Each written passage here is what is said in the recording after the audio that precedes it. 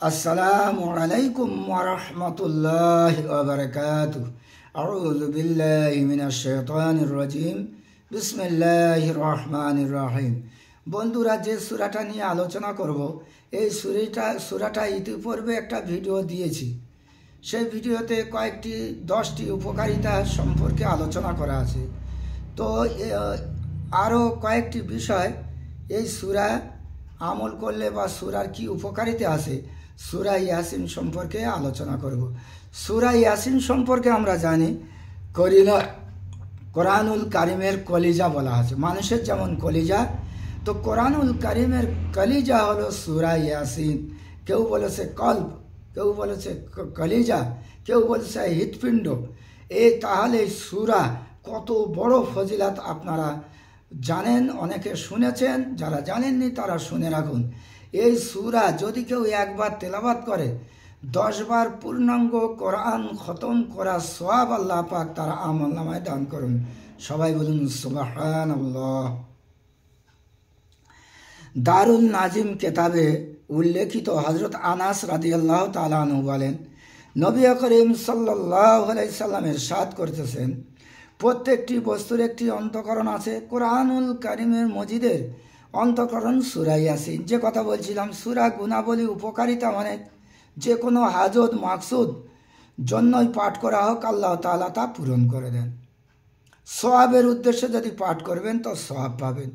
বিবাহ হয় না, বিবাহের উদ্দেশ্য করে পাঠ করবেন, ইনশাল্লাহ সূরা ইয়াসিনের ওসিলায় বিবাহ হয়ে যাবে। কোনো মহামর্ষ রোগ মানে মানুষ জাকান্দানি খাচ্ছে, মৃত্যু হচ্ছে না, তার সামনে মাথার ধারে বসে সূরা ইয়াসিন পাঠ করুন।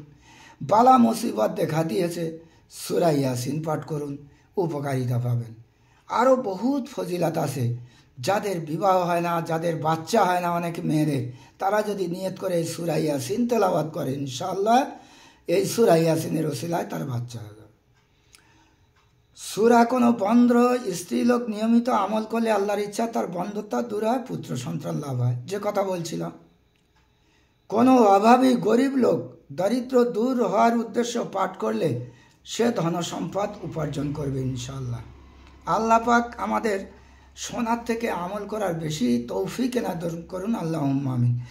এই সূরা লিখে তাবিজ বানিয়ে বাহুতে ধারণ করলে বরকত হয়। এত সুন্দর এই সূরার ফজিলাত, আল্লাহ পাক আমাদের আমল করার তৌফিক এনায়েত দান করুন। আর যদি কোনো ব্যক্তি সকাল ফজরের নামাজ পড়ে, এশার নামাজ পড়ে আমল করে, তো কত নেকি হয় তা বুঝতেই পারবেন না।